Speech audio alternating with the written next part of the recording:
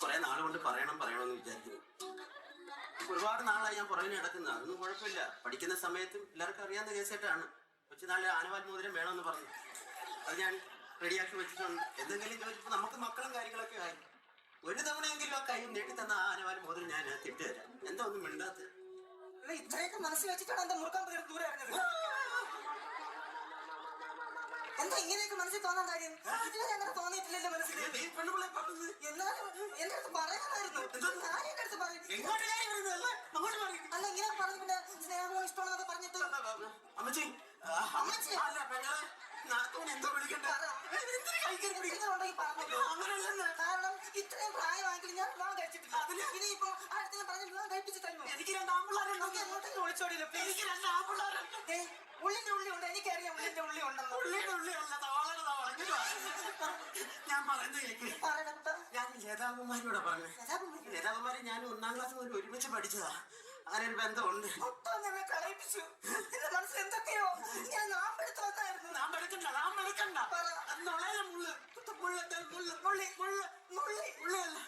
പിന്നെ ഈ വിവരം നമ്മള് 3 പേരും അല്ലാതെ അറിയരുത്. ഇല്ല കുട്ട, ആരുടെ ഞാൻ പറയണ്ട കുട്ട. പറയില്ല കുട്ട, പറയില്ല കുട്ട.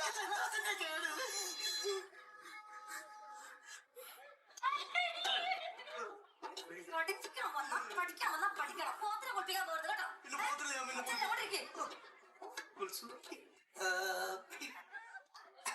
ഞാനൊരു മലയാളം ക്ലാസ് എടുക്കാം നമുക്ക്. നേരത്തെ ഇംഗ്ലീഷല്ലേ എടുത്ത്? നമ്മൾ മലയാളത്തിൽ ആദ്യം എന്താ പഠിക്കുക? അമ്മ. എന്താ? അമ്മ. അപ്പൊ അമ്മയെ കുറിച്ച് ഒരു 5 വാക്യം പറഞ്ഞേ. ഞാൻ പറയാം. അല്ല വേണ്ട, ലതാകുമാരിക്ക് അറിയാന്ന് എനിക്കറിയാം. ഇത് ആരാ മിടുക്കൻ നോക്കട്ടെ. എനിക്ക് അമ്മയെ കുറിച്ച് 5 വാക്യം മിടുക്കൻ പറഞ്ഞേ. ഞാൻ പറയാം. മിടുക്കൻ കണ്ടോ? പറ. അമ്മ 5 വാക്ക്. എന്റെ അമ്മയായിരുന്നു എന്റെ അമ്മ. എന്റെ അച്ഛന്റെ ഭാര്യയായിരുന്നു എന്റെ അമ്മ. എന്റെ അച്ഛന്റെ അമ്മയുടെ മരുമകളായിരുന്നു എന്റെ അമ്മ. എന്റെ അമ്മയുടെ ചേച്ചിയുടെ അനിയത്തിയായിരുന്നു എന്റെ അമ്മ. എന്റെ അമ്മയുടെ വീടിന്റെ തൊട്ടപ്പുറത്ത് എന്റെ വീട്. ഈ കാര്യങ്ങളൊക്കെ എനിക്ക് അറിയാവുന്നതാണ്. ഇതിന് പ്രത്യേകിച്ച് പറയേണ്ട കാര്യമില്ല. പോരാ ടീച്ചർ, അച്ഛനെ പറ്റി മതി. എനിക്ക് നല്ല വിവരം ഉണ്ടെന്ന് എനിക്ക് മനസ്സിലായി. മലയാളം വേണ്ട നമുക്ക്. അടുത്ത വിഷയം സോഷ്യൽ. സാറേ, എനിക്ക് സോഷ്യൽ ഭയങ്കര ഇഷ്ടമാണ് സാറേ. വെപ്പല്ലേ താഴെ വീഴും. അങ്ങനൊന്നും കാണിക്കില്ലേ? ഈ സോഷ്യൽ എന്ന് പറഞ്ഞാൽ എന്താണെന്നറിയോ? ചരിത്രം. അവിടുത്തെ ചരിത്രം ഇങ്ങോട്ട് പറയണ്ട. അയ്യോ അല്ല, ഉത്സുതകുമാരുടെ ചരിത്രം അല്ല, നമ്മുടെ പിതാമഹന്മാരുടെ ചരിത്രം. അതാണ് നമുക്ക് പഠിക്കാനുള്ളത്. അപ്പൊ നമ്മൾ ഇന്ന് പഠിക്കുന്നത് ശിവജിയെ കുറിച്ച് അറിയാമോ?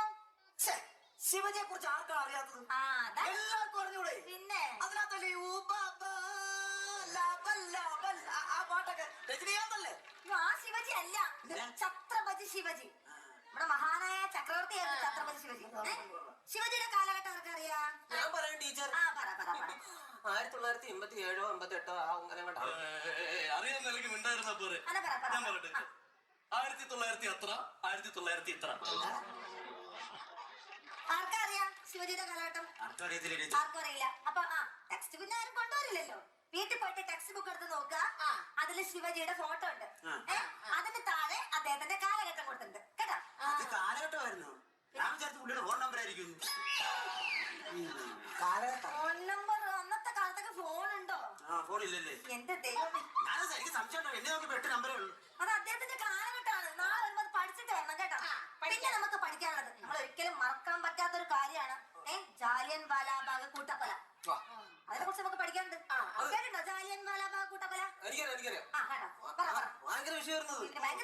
ബഹളവും സത്യമായിട്ട് ഞാൻ കൊണ്ടിരുന്ന സമയത്ത് അടിയെന്ന് പറഞ്ഞ നിന്നാണ്. ഒരു നിസ്സാര കേസാണ്. ഒരു ബാഗിന്റെ വിഷയമാണ്. അതുപോലത്തെ ബാഗാണ്. അതുപോലെ തന്നെ ആ ബാഗാണ് വിഷയം. ഭയങ്കര വിഷയമല്ല. ഞാനൊക്കെ ഓടിയില്ലേ. ആ നേരെ പോരാട മുക്കിലൊക്കെ പോയി. പിന്നെ ഭയങ്കര വിഷയം. കേസ് ഇപ്പോഴും നടക്കണില്ല. ലതാകുമാരി ആ മോനോട് പറഞ്ഞാൽ സെറ്റ് ചെയ്തു. ബാഗൊക്കെ എടുക്കുന്നത് ഇത്ര വലിയ കേസാണല്ലേ? ആ ബാഗ് പിന്നെ കിട്ടിയാ? എന്റെ ഈശ്വര ടീച്ചറെ ഏത് കുരിശാണോ അടുത്തത്? ടീച്ചറെ ഇത് എന്റെ മോനാ. പോലീസ് അല്ലല്ല അവന്റെ ഇളയത്. അത് ചേട്ടനാ. ആണോ? ചേട്ടന് കാസർഗോഡേക്ക് സ്ഥലം മാറ്റം. ആ അമ്മ പറഞ്ഞല്ലോ. അപ്പൊ നമ്മളെല്ലാം അങ്ങോട്ട് പോയണം. വണ്ടി റെഡി ആയിരിക്കും. ആ മോൻ അങ്ങോട്ട് പോയിക്കോ. ഓ, ശരി. ഞാനിപ്പോ വന്നേക്കാം കേട്ടാ. ശരി. ഞാൻ ഇവിടുത്തെ പഠനം നിർത്തുക. അവിടെ ചെന്നാൽ ഇതുപോലുള്ള ക്ലാസ്സുകൾ കാണാമല്ലോ, എനിക്ക് പഠിക്കാമല്ലോ. അയ്യോ പഠിക്കണം കേട്ടോ. തീർച്ചയായിട്ടും പഠിക്കണം. അമ്മയ്ക്ക് പഠിക്കാൻ നല്ല ഇഷ്ടമുള്ള ആളായിരുന്നു. അജി ഹിന്ദിയൊക്കെ നന്നായിട്ട് പഠിക്കണം, കാരണം ബംഗാളിയെ തോപ്പിക്കണം കേട്ടോ. പിന്നെ എനിക്കൊരു കാര്യം പറയാൻ. എന്താ പറ? ഈ മുറുക്കൊക്കെ നിർത്തണം.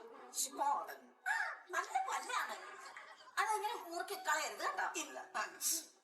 പിന്നെ എത്ര കറിയില്ലേ എവിടെങ്കിലും വെച്ച് കാണുമല്ലോ. ദേ, ഇറച്ചി വെട്ടുമ്പോ കൈ പ്രത്യേകം ശ്രദ്ധിക്കണം, വെട്ടിക്കളയരുത്. പിന്നെ ഇത്രയും ദൂരം ഞാൻ ഇറച്ചി വിട്ടാൻ തോന്നുന്നു. ഇനി രാജാക്കാട്ടേക്കൊന്നും പോയേക്കരുത്. പോയിട്ട് വലിയ കാര്യമൊന്നുമില്ല. ആന കുടത്തിലെ നിർത്തി.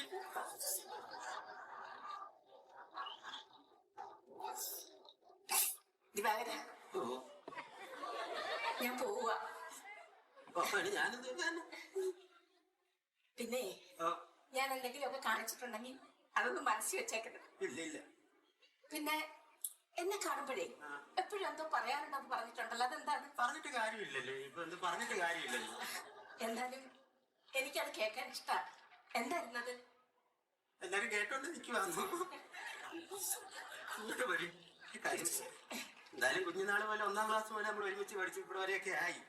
നമുക്ക് 2 ഫാമിലിയായി, 2 കുടുംബമായി, 2 മക്കളൊക്കെ ആയി. എന്നാലും ഞാൻ എൻ്റെ ഒരു മനസ്സമാധാനത്തിന് വേണ്ടി ചോദിക്കുവാണ്, എപ്പോഴെങ്കിലും എന്നോടൊരു ഇഷ്ടം തോന്നിയിട്ടുണ്ടോ? ഉണ്ടായിരുന്നു. എല്ലാം വിട്ടുപോയല്ലോ ദൈവമേ.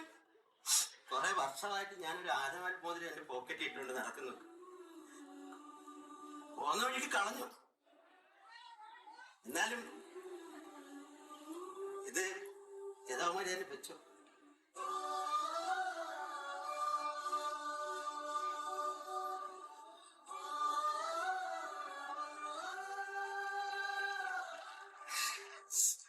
ഇല്ല, ജീവിതത്തിൽ ഒരിക്കലും ഞാനിത് കളയില്ല. അപ്പൊ ഞാൻ പോട്ടെ. മോനെന്തേ? മോനവിടെ ഉണ്ട്. എനിക്ക് പറക്കാതെ പോയ ഉണ്ണിയാണല്ലോ ദൈവമേ. അപ്പൊ എല്ലാവരോടും എന്റെ ദിവാകരനെ എല്ലാവരും നോക്കിക്കോണം. ഞാൻ പോവുക.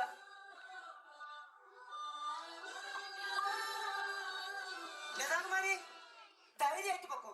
ദിവാന്റെ കാര്യം ഞാൻ ഏറ്റു.